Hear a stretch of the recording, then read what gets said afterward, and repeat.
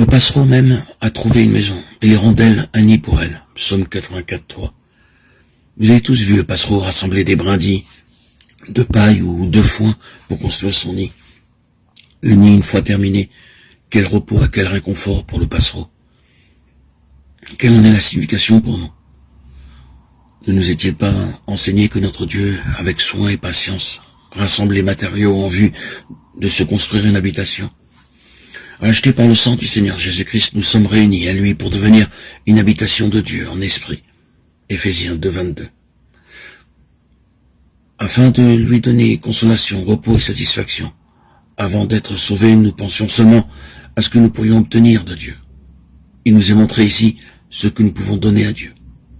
Cette satisfaction et ce repos que Dieu ne peut obtenir du ciel et de ses anges, aussi longtemps que l'homme demeure dans ses péchés, ne peuvent lui être donnés que par l'humanité indigne, mais rachetée.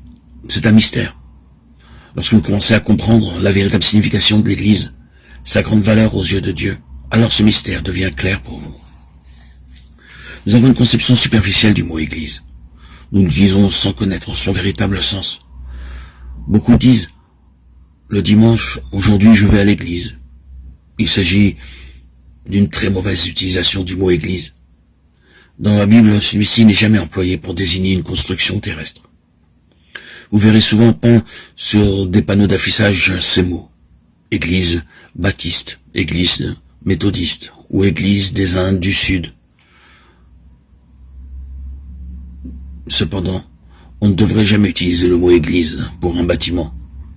Recherchez dans toute l'écriture, vous ne rencontrerez jamais le moindre passage où un bâtiment est appelé église.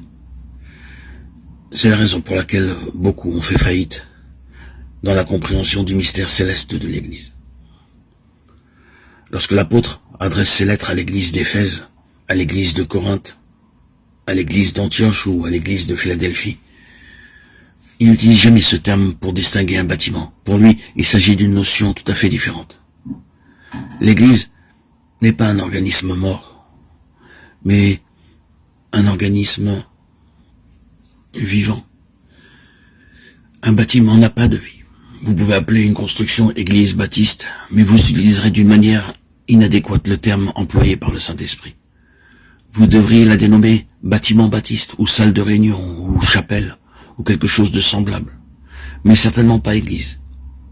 Dans les Écritures, l'église représente uniquement ceux, hommes et femmes, qui ont été rachetés par le Seigneur Jésus-Christ.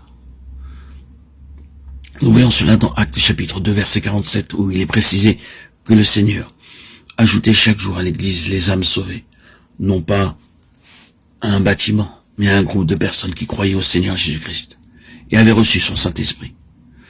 Par l'église, la sagesse, la puissance infiniment variée de Dieu sont révélées.